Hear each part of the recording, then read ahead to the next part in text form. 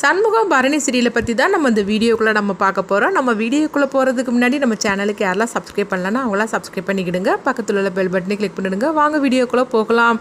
சண்முகம் பார்த்தோம்னா ரத்னாவை அழைச்சிக்கிட்டு, அதாவது அழகான பார்க்குறதுக்காக ரத்னாவை அழைச்சிட்டு போகும்போது அப்போ அவங்க கையில் ஒரு பேக் இருக்குது. உடனே வந்து பரணி கேட்குறாங்க, கையில் என்னடா வச்சிருக்கு அப்படிங்கும்போது அதெல்லாம் நான் அங்கே போய் சொல்கிறேன் வா அப்படிங்கிறாங்க. அடுத்து பார்த்தோம்னா அவங்க ரெண்டு வரையும் அழைச்சிட்டு நேராக ஹாஸ்பிட்டலுக்கு வராங்க. ஆமாம், நம்ம எதுக்காக ஹாஸ்பிட்டலுக்கு வந்திருக்கிறோம் அப்படின்னு பரணியும் ரத்னாவும் சந்தேகத்தோடு கேட்கும்போது அங்கே பார்த்தோம்னா முத்துப்பாண்டி வந்து ஜீப்பில் வந்து இறங்குறாங்க. அப்போ அவங்க கூடயே வந்து அறிவழகனை வந்து ஒரு இதில் வச்சு தூக்கிட்டு வராங்க. அதை பார்த்ததுமே ரெண்டு பேரும் அதிர்ச்சி அடைகிறாங்க. ஐயோ, அறிவழகனுக்கு என்னாச்சு அப்படின்னு சொல்லிட்டு ரெண்டு பேருமே பதறவும் அப்போ வந்து சண்முகம் சொல்கிறாங்க, ரெண்டு பேரும் அவசரப்படாதீங்க, அவனுக்கு ஒன்றும் ஆகலை அப்படிங்கிறாங்க. இது எல்லாமே நானும் முத்துப்பாண்டி சேர்ந்து போட்ட திட்டம் தான் அப்படிங்கவும், என்னடா சொல்லிட்டு இருக்கிற, ஒன்றும் புரிய மாட்டுக்கு அப்படின்னு பரணி சொல்லவும், ஆமாம் இவ தான் வந்து அறிவழகன்ட்டு பேசணும், அவள் ஆசாசையாக செய்த பால் கொள்ளக்கட்டையே கொடுக்கணும்னு சொன்னால இதெல்லாம் அங்கே வச்சு நடக்குமா என்ன, அதுக்காக தான் அவனுக்கு இப்படி உடம்பு சரியில்லைன்னு நெஞ்சு வலின்னு சொல்லிக்கிட்டு இப்படி ஒரு பிளானை போட்டு இங்கே வரவழைச்சோம் அறிவழகனை, இப்போ நீ போய் அவனை போய் சந்திக்கலாம் அப்படிங்கவும், இது கேட்டதுமே சண்முகத்திட்ட வந்து பரணி வந்து சொல்கிறாங்க, உனக்கு சரியான ஐடியா தான் அப்படிங்கும்போது, ஆமாம் இப்போ மாதிரி உனக்கு பாராட்ட தெரிஞ்சிச்சு அப்படிங்கிறாங்க.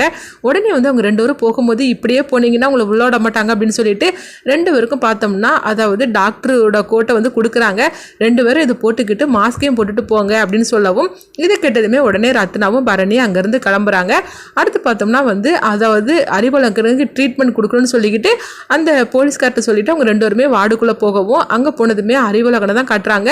உடனே ரத்னா வந்து அறிவழகனை கூப்பிடவும், உடனே அறிவழகன் வந்து ரத்னா பார்த்ததுமே, ரத்னா நீ வந்துட்டியா அப்படின்னு சொல்லி கேட்கும்போது உடனே ரத்னா வந்து அதாவது அழ ஆரம்பிச்சிருந்தாங்க. அப்போ வந்து பரணி சொல்கிறாங்க, சரி நான் வெளியே இருக்கிறேன் அப்படின்னு சொல்லிட்டு ரொம்ப நேரம் எடுத்துக்கிடாதீங்க, ஒரு 10 நிமிஷம் பேசிக்கிட்டு வந்துடணும், அப்புறமா நம்மளை கையங்கலமாக பிடிச்சிட்டாங்கன்னா அவ்வளோதான் அப்படின்னு சொல்லவும், உடனே ரத்னாவும் சரி அப்படிங்கிறாங்க. அப்போ வந்து ரத்னாவை பார்த்ததுமே அறிவழகன் வந்து, ரத்னா என்னை பார்க்க நீ வந்துட்டியா அப்படின்னு சொல்லவும், நம்ம என்னைக்கு தான் ரெண்டு பேரும் ஒன்று சேர போகிறோமோ தெரியலையே, நம்மளுக்கு இப்படி ஒரு நிலைமை ஆகிப்போச்சு அப்படின்னு சொல்லிட்டு அவங்க அழுதுட்டு இருக்கும்போது, நீ அழாத அறிவழகா அப்படிங்கும்போது அங்கே எவ்வளோ கஷ்டமாக இருக்குது தெரியுமா, அது மட்டும் இல்லாமல் நான் செய்யாத தப்புக்கு அங்கே உள்ளே இருக்குதுன்னு மனது எனக்கு எவ்வளோ கஷ்டமாக இருக்குது அப்படின்னு சொல்லவும், நீயும் வந்து கஷ்டப்பட்டுட்டு இருக்கிறியான்னு சொல்லி கேட்கும்போது, அப்புறமா நீ இல்லைன்னா நான் கஷ்டப்பட மாட்டேனா அப்படின்னு வந்து ரத்னாவும் கேட்டுட்டு இருக்கிறாங்க.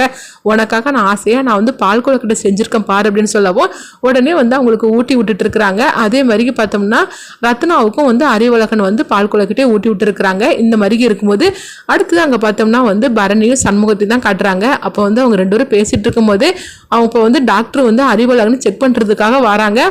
ஐயையோ, இப்போ உள்ளே போயிட்டாக்கி நம்ம கையங்கலமாக அவங்க வந்து ரெண்டு பேரும் மாட்டிக்கிடுவாங்களா அப்படின்னு சொல்லிட்டு உடனே சண்முகம் வந்து ஒரு ட்ராமா போட ஆரம்பிச்சிருந்தாங்க. அப்போ உள்ளே போகாமல் தடுக்கமோ இப்போ பரணி வந்து இப்போ சொல்கிறாங்க, ரத்னா அங்கே ரத்னா அவங்க வந்து வந்துட்டுருக்குறாங்க அவனை செக் பண்ணுறதுக்காக அப்படின்னு சொல்லவும், ரத்னா வந்து ஒரு 5 நிமிஷம் நான் பேசிட்டு வரேன் அப்படிங்கும்போது, அவ்வளோதான் அப்புறமா நம்ம கையங்கலமாக மாட்டிக்கிட்டோம்னா எல்லாருக்கும் பிரச்சனை ஆயிரும் வா அப்படின்னு சொல்லிட்டு ரத்னாவை அவங்க அதாவது கூட கூட்டிகிட்டு போகும்போது உடனே வந்து அவங்க அறிவழகன் வந்து ரத்னாவோட கையை பிடிக்கிறாங்க. அப்போ வந்து அறிவழகா நீ சீக்கிரமே வந்து வெளியே வந்துருவா அப்படின்னு சொல்லிட்டு ரத்னா வந்து அவங்களுக்கு ஆர்டர் சொல்லிட்டு போகிறாங்க. இந்த மாதிரி நடந்துட்டு இருக்கு.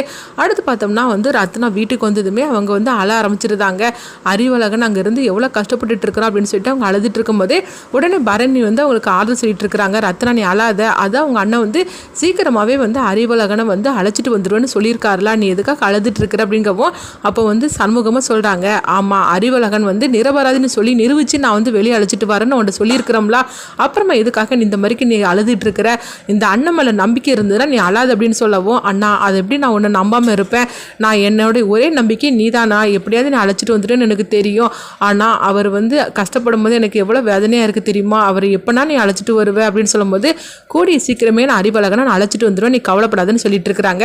அடுத்துங்க பார்த்தோம்னா வந்து வீராவை எப்படியாவது லவ் பண்ண வைக்கணும்னு சொல்லிக்கிட்டு சிவபாலனும் வந்து வீராவை சுற்றி வந்துட்டு இருக்கிறாங்க. இப்போ வீரா சொல்கிறாங்க, இங்கே பாரு தேவையில்லாமல் என் பின்னாடியே நீ வந்துட்டு இருக்காது அப்படிங்கும்போது உடனே சிவபாலன் சொல்கிறாங்க, என்ன வீரா தேவலாமல் வந்துட்டு இருக்குன்னு சொல்லிட்டு இருக்கிற, அதாவது என்ன இருந்தாலும் சரிதான், நீ வந்து என் அத்தை பொண்ணு, அது மட்டும் இல்லாமல் நம்ம ரெண்டு பேரும் கல்யாணமும் முடிஞ்சு போச்சுது, அதுக்கப்புறமா நான் ஒன்று சுத்தமாக நான் வேற யாரை சுத்த போகிறேன் அப்படிங்கவோ, என்ன இந்த மாதிரிலாம் பேசிட்டு இருந்தேன்னா அதுக்கப்புறம் நான் மனசு மாதிரி வந்துடுவேன்னு சொல்லி நினைக்கிறியா என்ன, இங்கே பாரு ஒழுங்கு மாதிரியாவது போயிரு, இல்லைன்னா உன்னை உள்ளத்துலேயே முட்டி தட்டிடுவோம் பார்த்துக்க அப்படிங்கவோ, அப்படியாவது என்னை கைது செய்து நீ கூட்டிகிட்டு போ அப்படின்னு சொல்லிட்டு இருக்கவோ, என்னடா நானும் பார்த்துட்டு இருக்கிறேன் ரொம்ப ஓவரா பண்ணிட்டு இருக்கிறேன் அப்படின்னு சொல்லிட்டு வீரா வந்து போகவும் அப்போ சிவபாலன் சொல்லிட்டு இருக்கிறாங்க, நீ என்ன சொன்னாலும் சரிதான், நீ என்ன அடித்தாலும் சரிதான், ஆனால் நான் வந்து உன்னை விட்டு நான் போகவே மாட்டேன் பாரு அப்படின்னு சிவபாலன் வந்து சொல்லிட்டு இருக்கிறாங்க. அடுத்து பார்த்தோம்னா முத்துப்பாண்டி வந்து சிவபாலன்ட்டு கேட்குறாங்க, ஆமாம் உன்னுடைய லவ்வெல்லாம் எந்த நிலைமையில இருக்கு அப்படிங்கவும் இப்போ தான் வந்து என்னை முட்டி தட்டிடுவேன்னு சொல்லி மிரட்டிட்டு இருக்கிறா அப்படிங்கிறாங்க. இதை கெட்டதுமே முத்துப்பாண்டி சிரிக்க ஆரம்பிச்சிருந்தாங்க. இங்க பாரு, அவ இப்படிலாம் மிரட்டுவா, ஆனா அதுக்காக நீ வந்து பின்வாங்கிடக்கூடாது, அவ என்ன சொன்னாலும் சரிதான், அவளை நீ சுத்தி தான் வந்துட்டு இருக்கணும், அப்பதான் அவன் மனசு மாற அப்படிங்கும் போது, அண்ணா நீ சொல்றதெல்லாம் சரிதான், ஆனா அவன் மனசுலாம் சீக்கிரத்திலேயே மாறாது பொழுக்கு, அந்த மாதிரிலாம் இருக்கிற அப்படிங்கும்போது என்னெல்லாம் நீ நினைச்சிட்டு இருக்கிற, அதெல்லாம் ஒன்றும் ஆகாது, கண்டிப்பா அவன் மனசை மாறதான் செய்ய, நீ வேணா பாரு அப்படிங்கிறாங்க. நீ என்னமோ சொல்ற, ஆனா வந்து வீராவோட மனசை மாறடிக்கணும்னா ரொம்ப கஷ்டப்படணும் பொழுக்கு நினைக்கிறாங்க. அடுத்துங்க பார்த்தோம்னா வைஜெயந்தி தான் காட்டுறாங்க.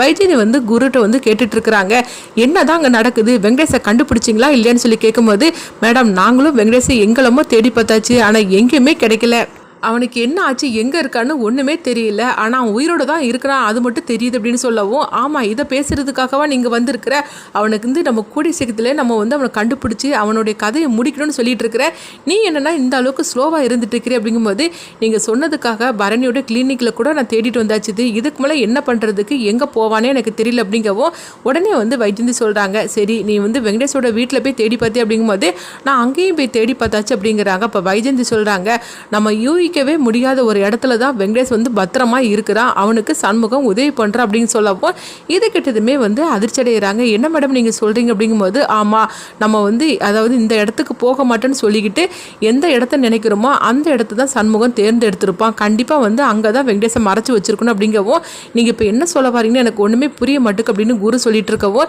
எனக்கு கொஞ்சம் டைம் கூட நான் யோசனை பண்ணி நான் சொல்கிறேன் அப்படிங்கிறாங்க. அடுத்துங்க பார்த்தோம்னா பரணி வந்து சண்முகத்திட்ட கேட்டுட்டு இருக்கிறாங்க, இங்கே பாரு இன்னைக்கு வந்து அவனுக்கு வந்து ட்ரெஸ்ஸிங்லாம் பண்ணணும், அதனால நான் வந்து அதாவது வெங்கடேஷை பார்க்கறதுக்காக போகணும் அப்படிங்கவும், உடனே வந்து சண்முகம் சொல்கிறாங்க, இங்கே பாரு நம்ம போகிறத யாருமே பார்த்துடக்கூடாது அப்படின்னு சொல்லும் போது, சரிதாண்டா அப்படின்னு சொல்லிக்கிட்டு சண்முகத்துக்கு கூட அவங்க பரணியை வந்து அங்கே பார்த்தோம்னா அவங்க அறிவுலகன் வீட்டுக்கு தான் போகிறாங்க. அறிவுலகன் வீட்டுக்கு போகும்போது வெங்கடேஷை தான் காட்டுறாங்க. அப்போ வந்து அவங்க அறிவுலகனோட அம்மா அப்பாவும் கேட்குறாங்க, என் பையன் எப்போமா வெளியே வருவான்னு சொல்லி கேட்கும்போது, எப்போ வெங்கடேஷுக்கு வந்து குணமடைகிறானோ அப்பவுமே இவனை வந்து கோர்ட்டில் கொண்டு நம்ம ஒப்படைச்சிட்டோம்னா எல்லா உண்மையை சொல்லிட்டோம்னா அதுக்கப்புறம் அறிவுலகனை வந்து நிரபராதின்னு சொல்லிட்டு வெளியே விட்டுருவாங்க அப்படிங்கவோ, இது எப்போ தான் நடக்கும் அப்படிங்கும்போது இன்னும் 2 நாளுக்கு நீங்கள் பொறுத்துருங்க, அதுக்குள்ளேயும் வந்து அவனுக்கு சரியாயிரும், நம்ம வந்து அவனை கோர்ட்டில் கொண்டு ஒப்படைச்சிடலாம் வெங்கடேஷ் அப்படின்னு சொல்லிட்டு இருக்கவோ, உடனே வந்து அறிவுகளோட அப்பா அம்மாவும் வந்து அழ ஆரம்பிச்சிருந்தாங்க, எப்படியாவது என் பையன் செய்யாத தப்புக்கு இந்த மாதிரி தண்டனை அனுபவிச்சுட்டு இருக்கானே அப்படின்னு சொல்லிட்டு அவங்க அழுதுட்டு இருக்கவும், இப்போ சண்முகம் வந்து அவங்களுக்கு ஆறுதல் சொல்லிட்டு இருக்கிறாங்க, நம்ம அதுக்காக தானே இவனை வந்து நம்ம இந்த அளவுக்கு பத்திரமா பார்த்துட்டு இருக்கிறோம், அப்படி இருக்கும்போது நீங்கள் கவலைப்படாதீங்க, கண்டிப்பாக வந்து அறிவழகனை காப்பாற்றிடலாம் அப்படின்னு சொல்லிட்டு அவங்களுக்கு ஆறுதல் சொல்லிட்டு இருக்கிறாங்க. அடுத்ததாக பார்த்தோம்னா பரணி வந்து வெங்கடேஷுக்கு ட்ரெஸ்ஸிங்லாம் பண்ணியிருந்தாங்க. சரிதாண்டா நம்ம கிளம்பலாமா அப்படின்னு சொல்லும் போது உடனே வந்து அவங்க வெங்கடேஷில் சண்முகமும் சரி அப்படிங்கிறாங்க. அப்படி சண்முகமும் பரணியும் வெளியே வரும்போது பார்க்குறாங்க. அங்கே பார்த்தோம்னா குருவை பார்த்துருந்தாங்க. பார்த்ததுமே அதிர்ச்சி அடைகிறாங்க. இன்னது குரு இங்கே வந்து நின்றுட்டு இருக்கிற மாதிரி தெரியுது அப்படிங்கவும், இது கிட்டதுமே பரணி அதிர்ச்சி அடைகிறாங்க. என்னடா சொல்கிற அப்படிங்கும்போது, ஆமாம் அவங்களுக்கு ஏதோ சந்தேகம் வந்துருச்சா என்னன்னு தெரியல அப்படின்னு சொல்லிட்டு இருக்கும்போது, இப்போ என்ன பண்ணுறதுக்கு அப்படிங்கிறாங்க. இங்கே பாரு நம்ம 2 பேரும் இங்கே ஒளிஞ்சுக்கிடலாம் அப்படின்னு சொல்லிட்டு அப்போ அறிவழகனோட அம்மா அப்பாட்ட சொல்லிட்டு இருக்கிறாங்க. இங்கே பாருங்க குரு அங்கே வெளியே நிற்கிற மாதிரி தெரியுது, சப்போஸ் அங்கே வந்தால் கூட நீங்கள் வெங்கடேஷை காட்டி கொடுத்துறாதீங்க அப்படிங்கும்போது, அதை எப்படி நாங்கள் காட்டி கொடுப்போம் அப்படிங்க